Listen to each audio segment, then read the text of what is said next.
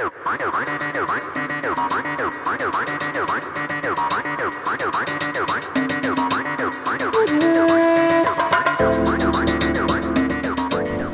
pasado martes 21 de febrero se organizó en la Universidad de Barcelona la conferencia sobre la metodología de cómo recuperar el legado judío local, en el caso concreto de Monzón. La conferencia fue impartida por el hebraísta, un conocido hebraísta y muy querido, por cierto, Andreu Lascors. Hola, buenas tardes, Andreu. Hola, buenas tardes. Muy a gusto de volver a estar con vosotros. El placer es nuestro, Andreu. Explícanos cómo parte esta metodología para poder empezar a recuperar un legado judío que durante siglos ha estado dormido. Bien, la idea que hubo en la Universidad de Barcelona es que aportase desde la experiencia de 3 libros sobre la comunidad judía de Monzón en Huesca y decenas de artículos, que explicase un poco esa la metodología que utilizaba, qué problemas me he encontrado, dónde se debería buscar, para que cualquier persona con un mínimo de formación pues tuviese unas herramientas que le permitiesen empezar a trabajar, ¿no? Entonces yo les explicaba las fuentes donde creo que deberían ir a buscar, después las referencias, un poco el modelo de trabajo que considero que deberían hacer. ¿Este trabajo es muy costoso? ¿Hay muchas dificultades para iniciarlo? No, yo creo que no es costoso. Más que nada es que, como cualquier trabajo de investigación, lleva muchísimo tiempo. Nosotros tenemos la fortuna en España de tener muchísimas fuentes para consultar, y muchas seguramente desde la propia casa de una persona que esté conectada con internet. Entonces la idea es animar a personas que tienen esta curiosidad por descubrir el pasado judío de alguna localidad española, darles las herramientas donde ellos pueden empezar a trabajar y las pautas que deberían seguir para llegar a elaborar un trabajo digno sobre la presencia judía en cualquier localidad de la península. Porque culturalmente hay un auge en este aspecto. Quiero decir que muchos municipios quieren reavivar esta historia. Sí, realmente está sucediendo desde hace años, porque venimos de unos años del franquismo en el cual era muy complicado investigar cualquier huella de la presencia judía. Entonces ha sido muchos años de parón, y posteriormente con la llegada de la democracia se ha vuelto a reactivar este interés que ya estaba en el estudio de los orígenes de comunidades judías en lugares donde ni se suponía. En mi caso es lo que tú dices, fue el mismo Ayuntamiento de Monzón en el que me pide hasta 3 veces que elaboro un estudio. Cuando yo les digo, yo creo que va a aparecer más material, me dicen, pues elabora el segundo, y cuando yo les digo, pues yo creo que he localizado más material, elabora el tercero, porque entienden que es una parte de la historia local que no se ha trabajado y que pertenece a todos, pertenece a judíos y habitantes de Sefarad de hoy en día. El caso de Monzón, ¿qué es lo que tiene de particular como para tomarlo de referencia? Yo creo que lo que tiene de particular es que la presencia judía está demostrada desde muy atrás, seguramente desde el siglo VII-VIII, y que se alarga ininterrumpidamente hasta el siglo XV, y que posteriormente personas expulsadas van transmitiendo oralmente, generación tras generación, este origen en Monzón durante generaciones de sus antepasados, y llegamos al siglo XX y siglo XXI y he encontrado personas en Israel, en Estados Unidos, que me han explicado que por tradición oral creen que sus antepasados vivieron en Monzón. Entonces, del consultar los datos, en muchos casos se ha encontrado este apellido en 1492, y que aunque no tenemos los 500 años de genealogía, por supuesto, pero puede ser que sea muy cierto. Y esto ha llegado incluso a exministros de Israel a los que les he podido explicar con documentos lo que a ellos les habían transmitido oralmente sus padres, sus abuelos, de que sus antepasados habían vivido esta localidad. Pues yo creo que es muy interesante porque nos permite enlazar desde el siglo VII, siglo VIII, prácticamente hasta nuestros días. O sea, tiene unos orígenes muy lejanos. Sí, y bueno, y hay otros casos en la península, en España, que se remonta unos cuantos siglos antes. Tenemos evidencias del siglo III, del siglo IV, del siglo V. De hecho, la presencia de comunidades judías en España viene de muy antiguo y seguramente en el siglo I, si no antes, ya había comunidades judías en Sefarad.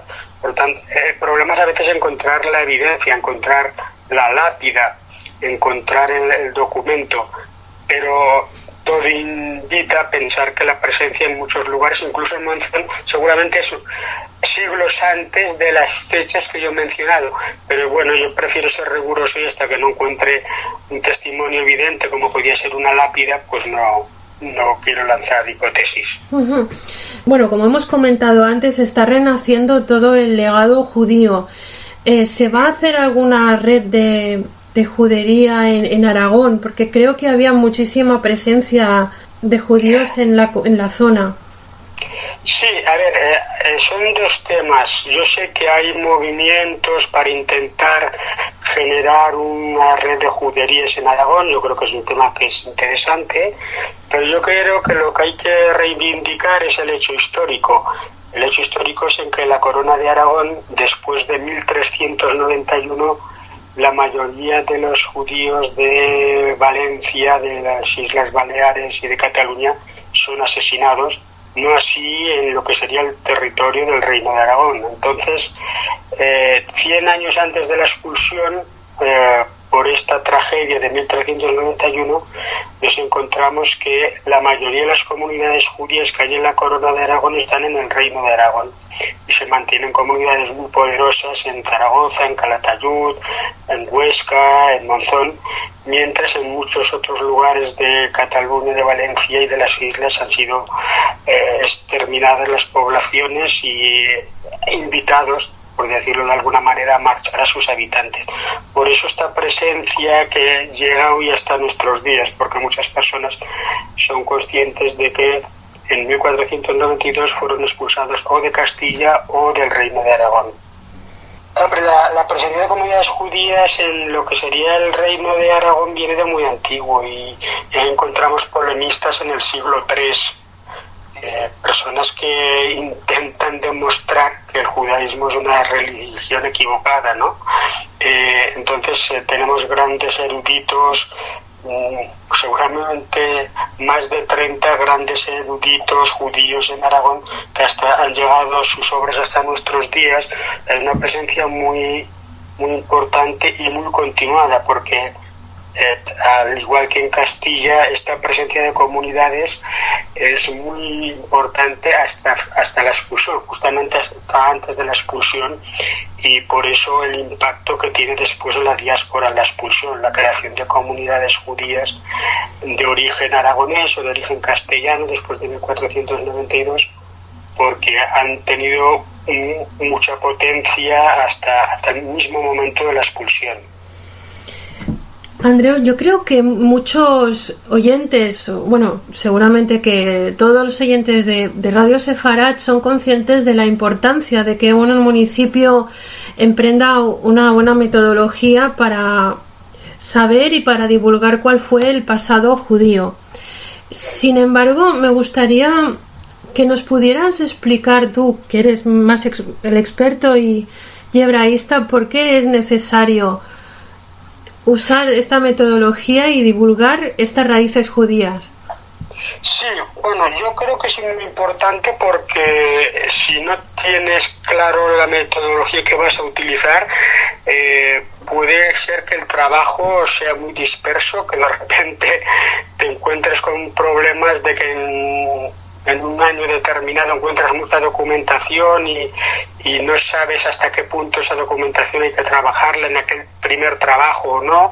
Hay que tener muy claro si el estudio ha de ser local, yo creo que aunque sea local debe desbordar los límites del estudio local, porque lo que pasó por ejemplo en Zaragoza es muy interesante, pero se entiende si tú en el mismo año en el que hubo matanzas como fue en 1348 estudias el impacto que tuvo en las comunidades más cercanas como Barcelona, Valencia y otros lugares. Por tanto, yo lo que explica en la universidad, sí al estudio local, sí a acotarlo como un estudio local, pero que debe desbordarse y estudiar y relacionar con las comunidades de alrededor, porque las comunidades judías y los ciudadanos judíos tenían mucha movilidad.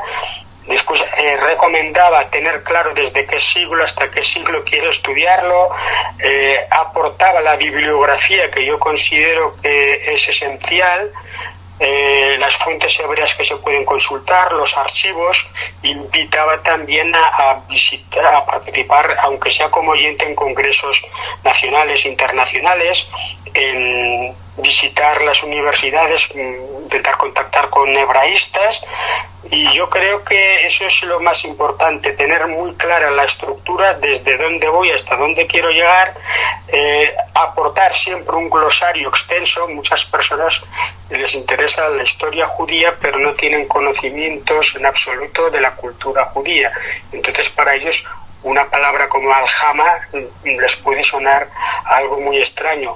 Yo insistía en el tema de que hay que aportar un glosario muy extenso, siempre que se pueda, cuanto más extenso mejor, para hacer la lectura agradable, pero sobre todo pactar o pautar o consultar qué tipo de estructura se debería hacer, desde qué siglo deberíamos comenzar hasta qué siglo debíamos continuar, y siempre los grandes hechos de la presencia judía en Sefarad, intentar buscar la relación con la comunidad que estamos estudiando, pero sobre todo eso, sentarse y antes de empezar a trabajar establecer una línea de trabajo, porque si no es complicado, no es fácil. ¿Cómo explicaríamos la necesidad de poder recuperar este legado, la importancia?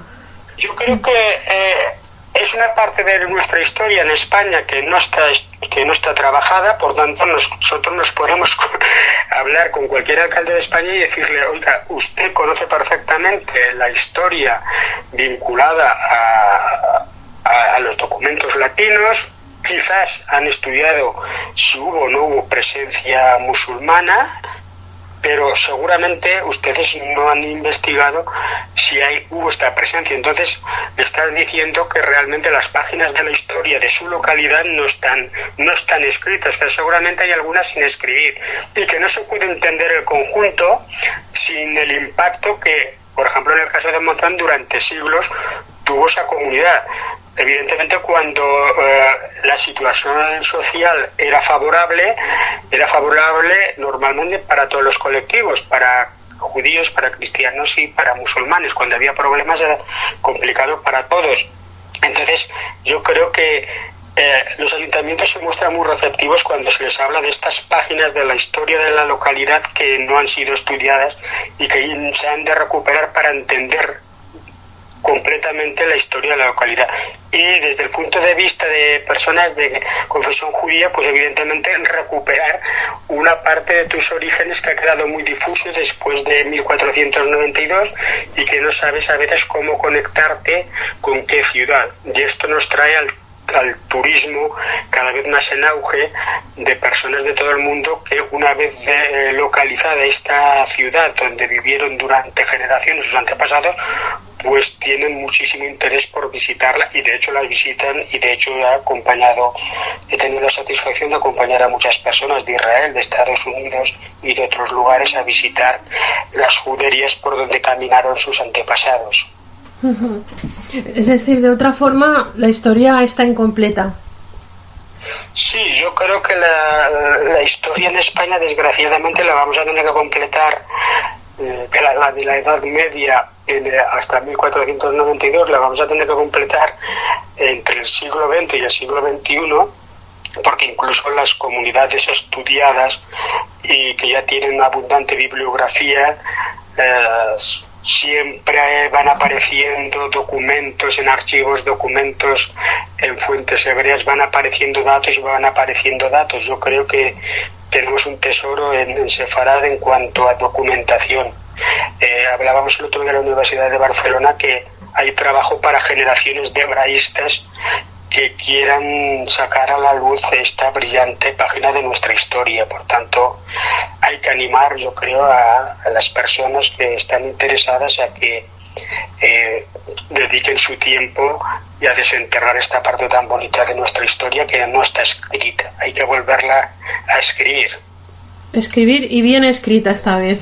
Sí, también es muy bien. Yo creo que estoy completamente de acuerdo contigo, porque una cosa es investigar, una cuestión es dar pautas para que las personas que tienen formación sobrada puedan empezar a hacer esto de trabajo, y después, evidentemente, que reciban la orientación, los consejos de personas que llevamos tiempo trabajando para intentar que este estudio pues sea realmente riguroso, que sea brillante, que sea muy adecuado para lo que nosotros necesitamos hoy en día. O sea, un trabajo del siglo XXI, un trabajo bien hecho, completo, y que se pueda consultar durante muchos años. Y será completamente objetivo. Sí, correcto. Yo creo que es la mejor manera de apoyar el investigador local, que muchas veces el medievalista que ha estado trabajando con documentos latinos, con la presencia, la reconquista de la determinada localidad, al final lo que está reclamando, si se atreve a intentar descubrir la presencia judía, lo que necesita al final es esto, la orientación para que este trabajo al final quede para muchas generaciones y sea realmente un camino abierto para que otras personas posteriormente sigan explorando, porque gracias a Dios tenemos muchísima documentación y trabajo para muchos años. Uh-huh. Pues Andreu Lascors, ha sido un placer para Radio Sefarad poder hablar contigo y agradecerte este tiempo que nos has ofrecido para hablar de la metodología para recuperar el pasado judío de los municipios españoles. Pues muchas gracias y a vuestra disposición cuantas veces queráis. Un fuerte abrazo, Andreu. Un fuerte abrazo y hasta pronto. Hasta pronto. Gracias. Adiós.